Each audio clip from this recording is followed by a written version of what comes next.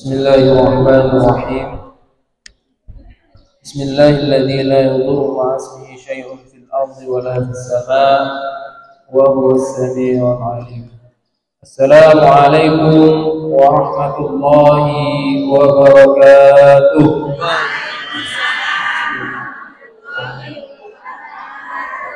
Alhamdulillahilladzi anzala 'ala 'abdihi الكتاب ولم يجعل له عوجا نشهد أن لا إله إلا الله وحده لا شريك له ونشهد أن محمدا عبده ورسوله لا نبي ولا رسول بعده. Puji syukur kita panjatkan hadirat Allah Subhanahu wa taala, Rabb sekalian alam, yang mana Allah Subhanahu wa taala masih bisa mempertemukan kita, dan juga Allah Subhanahu wa taala juga masih memberikan nikmat kepada kita. Salah satu nikmat yang paling besar adalah nikmat iman dan nikmat Islam. Alhamdulillah. Salawat dan salam tak lupa kita curahkan kepada baginda alam, Nabi besar kita, Nabi Muhammad sallallahu alaihi wa alihi wasallam, kepada sahabatnya, kepada tabi'innya, dan kepada seluruh pengikutnya yang ada di seluruh alam. Ibu-ibu yang dirahmati Allah Subhanahu wa taala, mungkin dari ibu-ibu ada yang belum kenal saya perkenalkan lebih dahulu. Nama saya Zikri Mahbudi. Gampang banget ingatnya. Pesantren Az-Zikra, ustadznya Ustadz Zikri. Ya. Saya asalnya dari Aceh. Alhamdulillah dari ujung Pulau Sumatera. Terus berangkat ke sini, alhamdulillah mengabdi dan berkhidmat kepada Al-Ustadz Kiai Haji Muhammad Arifin Ilham dari semenjak 2017 sampai sekarang. Alhamdulillahirabbil alamin. Dan mungkin ada beberapa ibu-ibu yang sudah familiar, sudah terbiasa dan tidak asing di muka saya pribadi. Tapi ada beberapa yang mungkin jamaah baru. Ya, mungkin saya pribadi yang jarang untuk ngisi, tapi sebelumnya saya ucapkan semuanya ahlan wa sahlan wa marhaban bikum. Selamat datang di pesantren kita, Pesantren Az-Zikra Al-Islami Gunung Sindur. Kita Zikra ada 4 sekarang. Yang pertama itu Az-Zikra Depok untuk yatim dan duafa. Terus ada Az-Zikra Sentul, itu ada Az-Zikra Sindur yang di sini. Terus satu lagi ada Az-Zikra Pondok Kopi, Kebun Kopi yang di Gunung Sindur juga. Namanya Dar El Syukur. Dar El Syukur itu juga punya Kiai Haji Muhammad Abdul Syukur. Jadi ada 4 sekarang. Maka kalau seandainya datang ke sini jangan malu-malu. Ibu-ibu dari sini juga asalnya juga dari sekitaran Az-Zikra, maka insya Allah akan kita terima dengan lapang hati. Dan hari ini mungkin saya akan membawakan tema yang mungkin biasa, akan tetapi banyak yang ditinggalkan.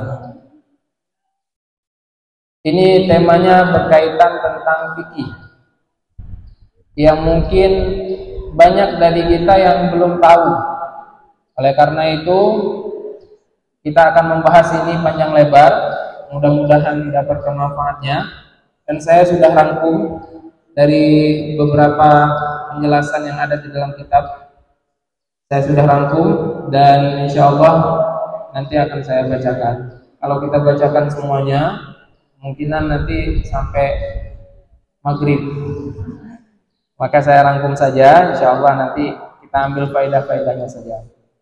Kita akan membaca kitab Kifayatul Akhyar yang ditulis oleh Al-Imam Taqiyuddin Abu Bakar bin Muhammad Husain Ad-Dimashqi Asy-Syafi'i, masih dalam konteks mazhab Syafi'i. Karena memang di Indonesia itu mazhabnya bermazhab Syafi'i. Oleh karena itu mungkin kita akan membahas tentang problematika atau kekhususan fikih dalam mazhab Syafi'i. Hari ini kita akan membahas tentang pembatal wudu. Alladzi yanqudul wudu, yang membatalkan wudu.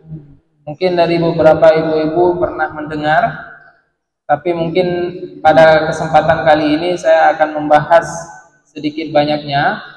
Nanti insya Allah kalau seandainya ada pertanyaan di akhir sesi nanti akan kita buka term untuk tanya jawab. Mudah-mudahan nanti bisa menjelaskan semua kegundahan dan pertanyaan yang belum terselesaikan. Bismillahirrahmanirrahim. Faslun fi nawaqidil wudu. Walladzi yanqudul wudu'a khamsatu asya'. Al-awwal ma kharaja min sabilain. Ada 5 hal yang membatalkan wudu. Yang pertama, sesuatu yang keluar dari 2 jalan, baik itu kubul atau dubur. Nah, ini yang pertama. Termasuk hal yang membatalkan adalah pulihnya dari kondisi orang yang berhadas. Jadi dari berhadas, setelah itu dia sudah tidak berhadas lagi, itu juga kalau seandainya dia punya wudu sebelumnya, walaupun wudunya itu tidak bisa dibawa untuk sholat, tidak bisa dibawa untuk membaca Al-Quran, tapi ketika itu juga posisinya dia telah tidak berwudu atau batal wudunya. Seperti halnya wanita istihadah, wanita yang punya sakit, yang darahnya keluar terus, darah dari haid, tapi bukan siklus haid, akan tetapi memang keluar darah karena penyakit. Itu namanya istihadah, sakit yang memang keluar darah terus. Ketika darah itu berhenti, maka posisinya itu harus berwudu, dan kalau seandainya dia punya wudu, maka ketika itu wudunya batal. Mestinya dia harus berwudu kembali. Dan juga yang menderita penyakit beser, geser, ya, yang biasanya keluar kencing terus, ya itu ya. Nah, itu kalau seandainya tiba-tiba berhenti, maka dianjurkan untuk berwudu, karena posisinya wudunya itu sudah batal kalau seandainya memang ada wudu. Dan yang mengkonsumsi daging unta, ini juga diharuskan untuk berwudu. Kenapa? Nanti insya Allah akan kita bahas. Dalilnya, auja ahadun minkum minal ghaid, atau kembali dari tempat buang air. Artinya ketika kembali dari tempat buang air, maka posisi wudu kita sudah batal. Tidak boleh langsung sholat. Walaupun misalkan kita sudah wudu nih, tiba-tiba pengen BAB, terus BAB, setelah itu kita langsung sholat, nggak boleh. Nah, karena wudunya sudah batal. Abu Hurairah pernah bertanya mengenai hadis ini, pun menjawab, kentut yang tidak bersuara atau kentut yang bersuara, maka wudunya batal. Ini kan ada nih Bu, kadang kan wudu kentutnya itu gitu aja ya. Atau apa namanya, kentutnya memang besar ya. Kalau besar kan udah jelas nih. Ini tapi kan kalau seandainya kecil banget. Nah, itu posisinya sudah batal wudunya. Maka ketika itu harus berwudu kembali. Diriwayatkan dari Imam Ali bahwa dulu aku adalah seorang yang sering mengeluarkan mazi, sehingga aku malu kepada Rasulullah SAW karena kedudukan putrinya. Karena putri Rasulullah SAW itu kan nikahnya sama Ali bin Abi Thalib, maka malu Ali itu bertanya kepada Rasulullah.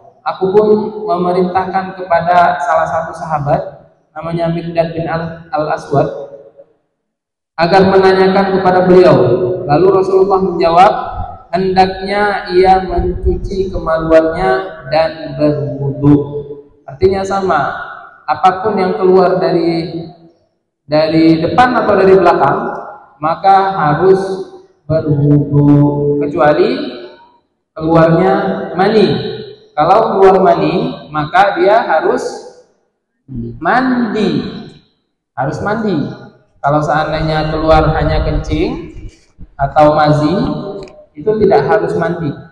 Wudu saja dan mencuci apa yang sudah bekas-bekas daripada itu setelah itu sudah boleh sholat.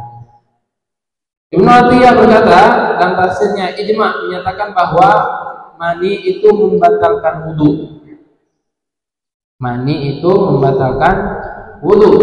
Apa yang digunakan oleh Rafi'i dan berargumentasi bahwa apabila sesuatu mewajibkan perkara besar di antara dua perkara dan seterusnya, maka ini sama seperti halnya permasalahan haid. Haid membatalkan wudu dengan kesepakatan ulama. Nah, jadi yang pertama apa Bu? Keluar sesuatu dari dua jalan, baik itu kubul atau dubur. Nah, apa yang tidak mencakup keduanya bisa jadi itu masih dipertimbangkan dari beberapa mazhab. Ada mazhab yang mengatakan bahwa itu tidak batal, ada yang mengatakan bahwa itu batal. Seperti halnya bekam. Ibu pernah bekam nggak? Bekam itu kan dikeluarkan darah, tapi kan darahnya bukan dari dua jalur itu tadi, jalur kemaluan atau jalur subur. Maka apakah wudhunya itu sah atau wudhunya itu belum batal? Semua ini tidak membatalkan wudhu, karena Nabi berbekam lalu sholat. Hanya pada satu mazhab. Tapi ada ulama yang mengatakan bahwa ini juga membatalkan wudhu. Allah Ta'ala. Terus bagaimana masalah makan unta? Katanya makan unta itu membatalkan wudhu. Nah, dari permasalahan unta ini tadi, bahwasannya kalau seandainya kita makan unta itu juga ada dua pendapat. Pendapat pertama yang mengatakan bahwa pada mazhab Imam Syafi'i bahwa itu membatalkan wudhu. Dari hadis yang Rasulullah SAW sampaikan, kalau seandainya kita makan unta, maka harusnya berwudhu kembali. Allah Ta'ala a'lam. Yang pertama apa, Bu? Keluar sesuatu antara dua jalur. Yang kedua, yang membatalkan wudhu, wan naum ala ghairi hayatin al-mutamakkinin minal ardi maq'adahu. Yang ketiga adalah tidur dengan posisi pantat tidak di tanah. Gimana ya? Pokoknya tidur terlentang, yang mana duburnya itu tidak ketutup, maka itu membatalkan wudhu juga. Ada mazhab yang mengatakan bahwa kalau seandainya tidur langsung pulas, itu juga membatalkan wudhu. Yang ketiga, hilang akal karena mabuk dan sakit. Nah, kita bahas dulu satu-satu. Pembatal yang kedua adalah hilang akal dan beberapa faktor, yaitu tidur. Karena ketika kita tidur, maka posisi dubur itu kebuka. Ada dari hadis yang diriwayatkan oleh Abu Dawud dan Ibnu Majah, al-ainani wika'us sayf, wa idza namatil 'ainu intalaqal wika'u faman nama falyatawadda. Mata adalah tali pengikat dubur. Mata kita ini tali pengikat dubur. Apabila mata tertidur, maka lepaslah tali tersebut. Siapa yang tidur, maka hendaknya dia berwudu. Ini beda halnya kalau seandainya ngantuk. Tidur dengan ngantuk itu dua hal yang berbeda.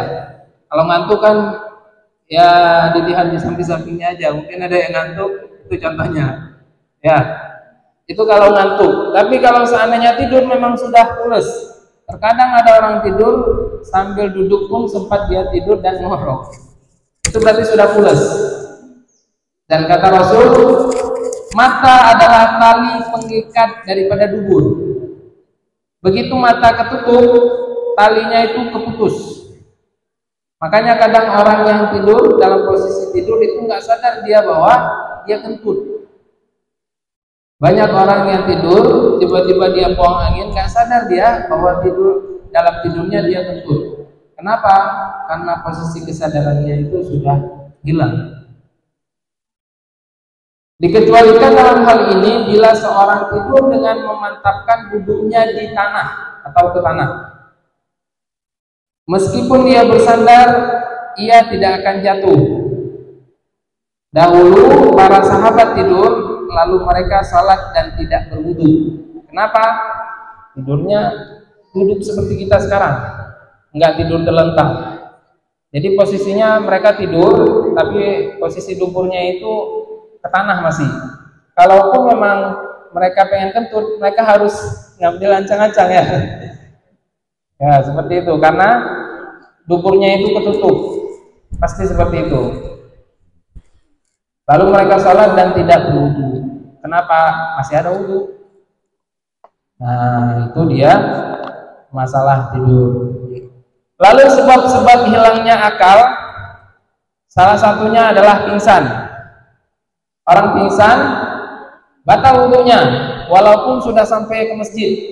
Sampai ke masjid, setelah salat 2 rakaat tiba-tiba pingsan dia. Setelah itu iqamah. Ketika iqamah bangun lagi dia. Nah, itu wudunya sudah batal. Posisi dia sudah hilang akal.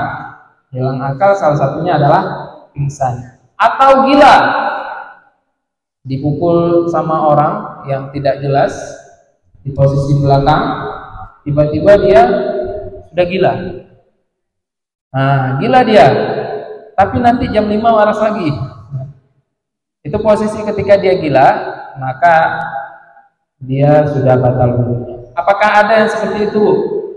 Ada enggak? Orang gila itu ada waktunya? Bisa jadi ada. Ada beberapa kondisi memang, atau beberapa orang yang memang gila itu ada waktunya. Tapi jangan dibawa-bawa ya Bu. Takutnya nanti gila beneran. Nah, untuk gila, ketika seseorang itu posisinya itu gila, ini bukan gila yang lain ya, bukan gila wanita, gila itu enggak. Gila hilang akal. Nah, gila hilang akal ini posisinya dia sudah batal wudunya, tidak ada wudu lagi, maka dia harus wudu kembali. Kalau seandainya dia mau sholat. Lalu selanjutnya ada yang mabuk. Orang mabuk itu kan hilang akalnya Bu. Dia ngelakuin apa-apa, dia ngelantur ini itu, hilang semua akalnya. Posisinya sebelum dia mabuk-mabukan, dia berwudu. Setelah selesai mabuk, setelah selesai minum, dia pengen untuk sholat. Aduh, saya mabuk tadi, pengen tobat langsung sholat, nggak boleh. Kenapa? Karena dia sudah batal wudunya. Alasannya kenapa? Karena hilang akalnya. Seandainya ia tidur dengan kepala bersandar pada bagian belakang sambil duduk mantap ke tanah, maka seandainya ia mengingkatkan sesuatu di duburnya, nih contoh nih, kalau ibu-ibu kan biasanya kalau haid itu pakai pembalut ya. Nah, ini dia sengaja tidur, dia ikat pantatnya biar nggak keluar kentut ya. Itu juga batal wudunya. Walaupun posisinya duduk seperti kita sekarang. Duduk dia pengen tidur, tapi supaya dia tidak kentut, dia ikat itu pantatnya. Ada orang kayak gitu. Nah, dalam hukum itu sudah batal wudunya. Nah, seperti halnya orang yang haid, dia kan ketika keluar haid itu dipakai pembalut. Nah, orang yang seperti itu tidak boleh dikatakan masih ada wudu. Yang tadi sengaja mengikat tubuhnya itu sudah batal. Baik, ini sudah berapa Bu? 2 atau 3? 3. Yang pertama, keluar sesuatu dari 2 jalur. Jalur apa nih? Jalur langit, jalur bumi. Baik, kubul dan dubur. Yang kedua, keluar darah. Tidur dengan pulas ya, bisa kita katakan dengan pulas atau dengan posisi tidur biasa. Selanjutnya, hilang akal. Lalu yang keempat, walam surajuli al-mar'ata min ghairi ha'ilin bainahuma ghairu mahramin fi asah. Seseorang yang menyentuh seseorang lelaki yang menyentuh wanita selain mahramnya tanpa penghalang. Ini kalau seandainya santri saya ini, misalkan dia cewek, saya pegang seperti ini belum menyentuh, masih ada penghalang. Tapi kalau seandainya saya sentuh di bagian tangan, antara kulit ketemu dengan kulit, maka itu yang sudah batal. Tapi bukan laki-laki dengan laki-laki, Ibu. Laki-laki dengan perempuan selain mahramnya. Apa dalilnya? Aula mastumun nisa. Surat An-Nisa ayat 43. Atau kalian menyentuh perempuan. Al-basyarah artinya lapisan terluar kulit. Tidak ada perbedaan apakah ia seorang laki-laki tua yang kehilangan syahwat atau bukan. Demikian pula apakah ia seorang yang telah dikebiri atau impoten. Semuanya batal wudunya kalau seandainya dia menyentuh bukan mahramnya. Perempuan yang asing yang bukan dari saudara atau sesusuan, maka semuanya tidak ada bedanya. Batal apa? Wudunya batal. Apalagi sampai dipeluk. Ya, kalau seandainya hanya sekedar salaman tetapi ditutup dengan kain, tidak tersentuh secara langsung, maka itu masih belum batal. Artinya masih ada penghalang yang memang menghalangi seseorang itu untuk bersentuhan. Yang dimaksud bersentuhan itu langsung kulit dengan kulit tanpa ada penghalang. Kalau seandainya kakek-kakek tua dengan ibu-ibu, apakah wudunya sudah batal? Batal nggak? Batal.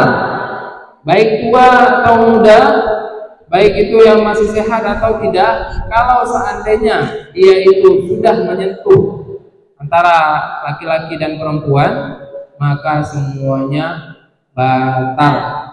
Pertanyaannya, kalau yang disentuh adalah organ tubuh yang lumpuh, nah ini ada organ tubuh yang mana posisinya lumpuh, kan nggak bisa gerak nih. Ya Allah, kasihan banget ini. Apa misalkan jempolnya gitu ya, jempolnya udah nggak bergerak lagi karena lumpuh. Atau organ tambahan, misalkan ini ada dari teman kita yang biasanya kita punya 5 jari, dia punya 7. Nah, kita nyentuh yang 2 tadi, gimana posisinya? Apakah wudhu kita batal?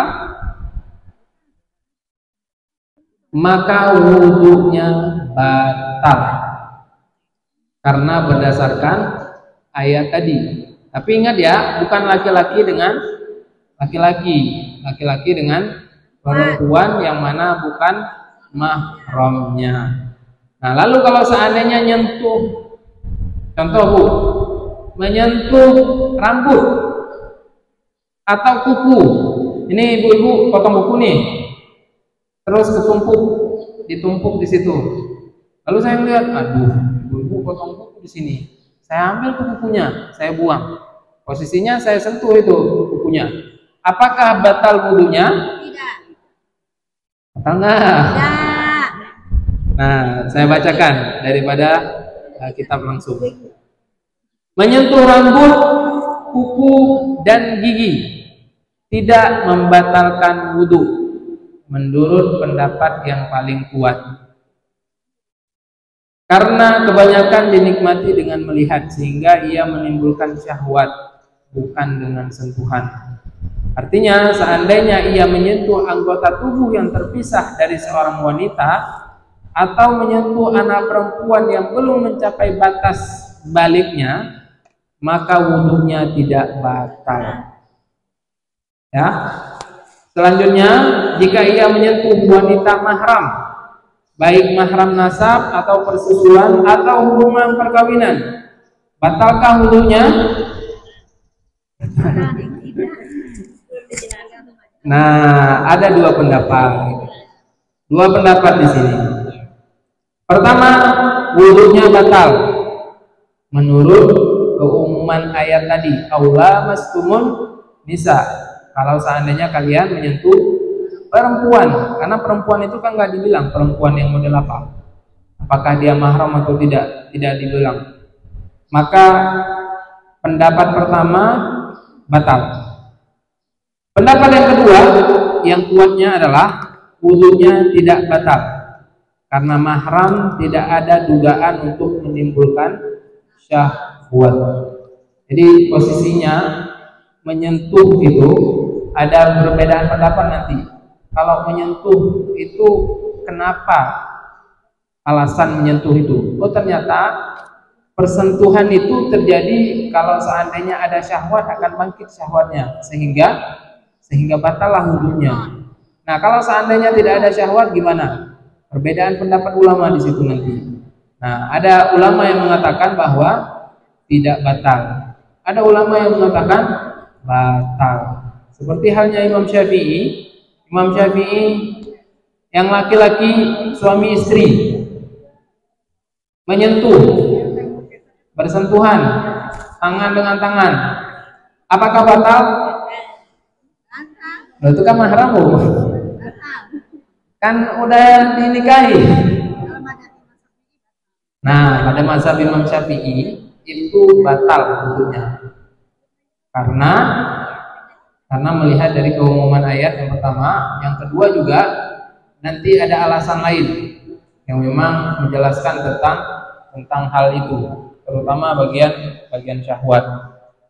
Ini saja, mungkin ada yang mau bertanya. Silakan.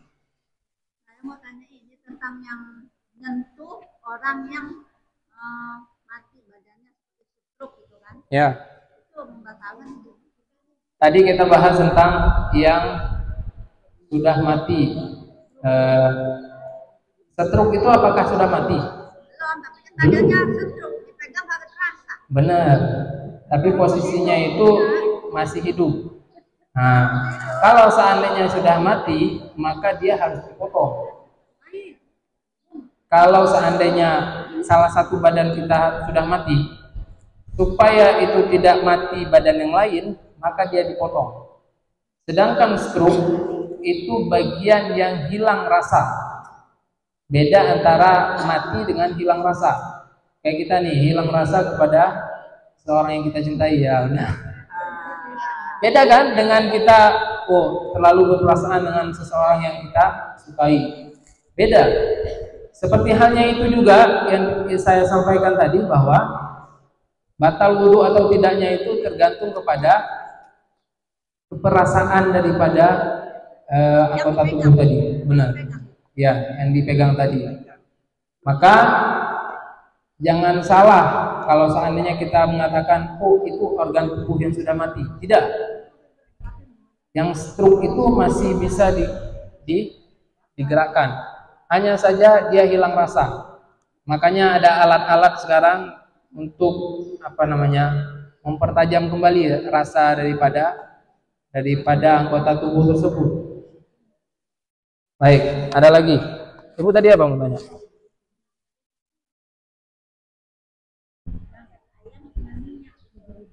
Kena minyak setelah wudu. Oh iya, kalau minyak nggak ada masalah. Nah, kecuali minyaknya itu sudah dicampuri dengan minyaknya udah dicampuri dengan kotoran manusia. Nah, itu baru nanti batal wudunya. Ya, ada lagi? Ya, silakan Ibu. Ya. Nah, sebentar. Satu-satu ya. Ibu berarti pakai ini ya, pakai sarung.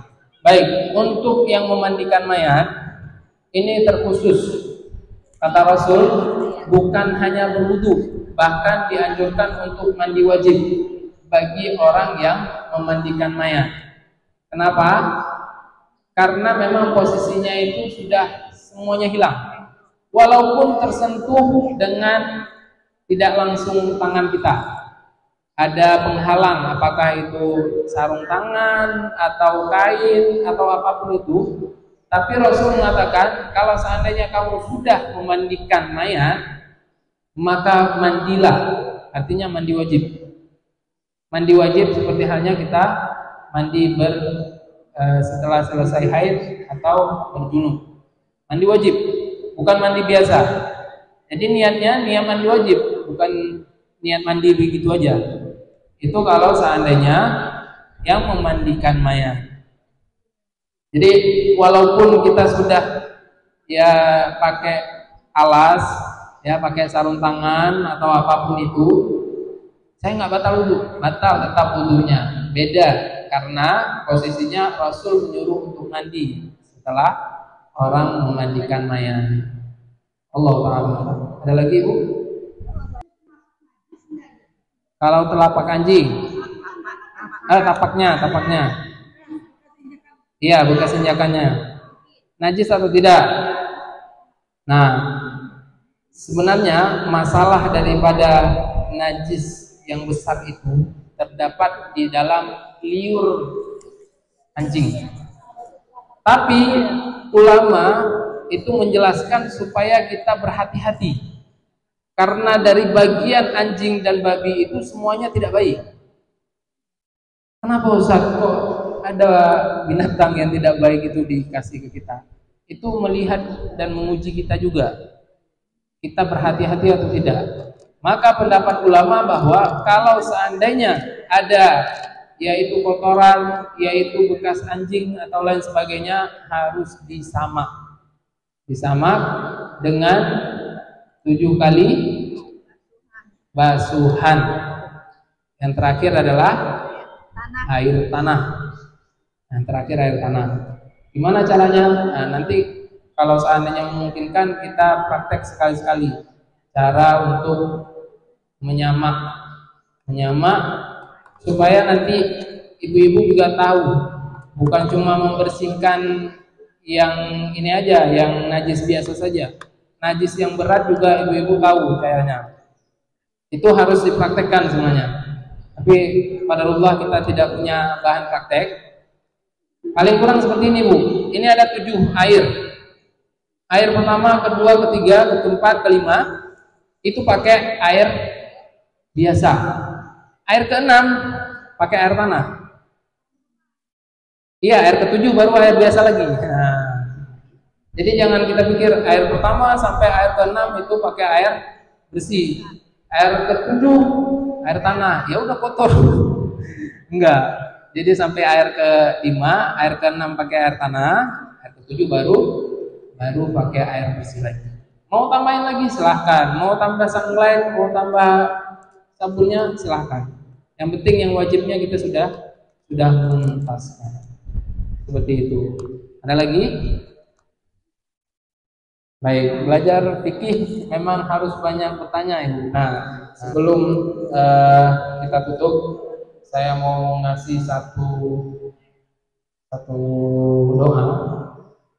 Doa ini kalau bisa diucapkan setiap hari. Ini doa untuk meminta cinta Allah. Doa untuk meminta cinta Allah. Karena kita nggak tahu kan, kita terkadang hidup tiba-tiba udah remaja, tiba-tiba udah dewasa, tiba-tiba udah meninggal aja. Nggak tahu-tahu kita udah tua aja gitu. Paling kurang kita punya amalan-amalan tersendiri. Nah, amalan ini bisa ibu-ibu pakai, ibu-ibu bacakan setiap hari, mau itu di pagi hari, sore hari, ataupun malam hari, terserah. Kalau bisa dibacakan, boleh dicatatkan atau nanti divideokan, apa-apa nanti di-share ke ibu-ibu. Allahumma inna nas'aluka hubbaka hubbaka wa hubba hubba man yuhibbuka mayuhibbuka wa hubba hubba amalin amalin qadimu yuqarribu ila hubbika. illa hubbika. Nah, itu dia doanya. Pendek, tapi insya Allah itu untuk mendatangkan. Diulangi sekali lagi, ya. Saya ulangi sekali lagi. Nanti saya juga punya iramanya. Nanti kalau seandainya ibu-ibu sendiri, biasanya ibu-ibu kan daripada dangdut lebih baik baca doa, ya. Nah, Allahumma inna nas'aluka hubbaka wa hubba man yuhibbuka wa hubba amalin yuqarribu ila hubbika. Ya Allah. Ditambahin ya Allah ya. Sebenarnya doanya sampai hubbika. Nah, kalau seandainya mau diiramain boleh.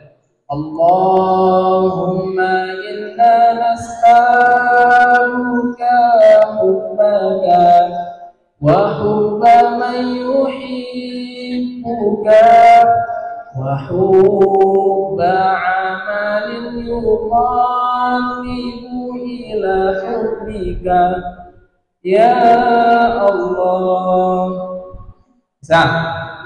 Allahumma inna nas'aluka hubbaka wa hubba man yuhibbuka wa hubba amalin yuqarribu ila hubbika ya Allah.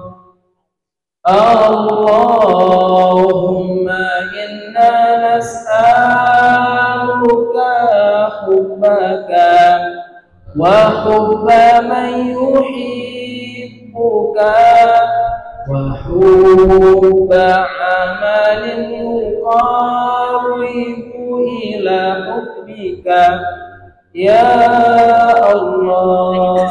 Bisa ibu? Bareng-bareng.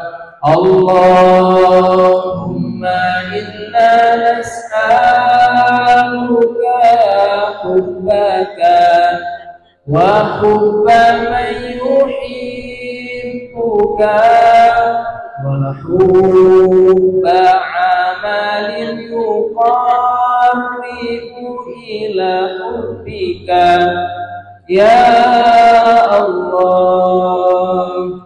Allahumma inna nas'aluka hubbaka wa hubba man yuhibbuka wa hubba amalin yuqarribu. Kalau ini as'aluka, saya meminta itu. Jadi yang saya kasih ini ya untuk sendiri. Allahumma inna nas'aluka hubbaka wa hubba man yuhibbuka wa hubba amalin yuqarribu ila hubbika ya Allah. Allahumma inna nas'aluka hubbaka wa hubba man yuhibbuka wa hubba amalin yuqarribu ila hubbika ya Allah. Ini doa agar mendapatkan cinta Allah. Doanya dari hadis Nabi Shallallahu Alaihi Wasallam dan iramanya dari saya pribadi. Jadi nanti bisa digantikan dengan dangdut yang biasanya tidak bagus. diganti dengan doa-doa yang bagus. Ya, Allahumma wa bihamdika nashhadu an la ilaha illa anta nastaghfiruka wa natubu ilaik. Ibu-ibu, sebanyak apapun ibu-ibu ngaji, itu tidak bermanfaat kalau seandainya ibu-ibu tidak mengamalkan. Ibu mengaji 1000 kali, tapi nggak mengamalkan sama sekali apa yang ada di pengajian, sama aja dengan bohong. Nah, maka ada beberapa kali ikut pengajian, amalinnya yang sudah dikasih. Nah, itu lebih bagus daripada kita ngaji-ngaji terus tapi nggak pernah mengamalkan. Ya, ini saja mungkin. Mohon maaf kalau banyak salah dan kekurangan. Assalamualaikum warahmatullahi wabarakatuh.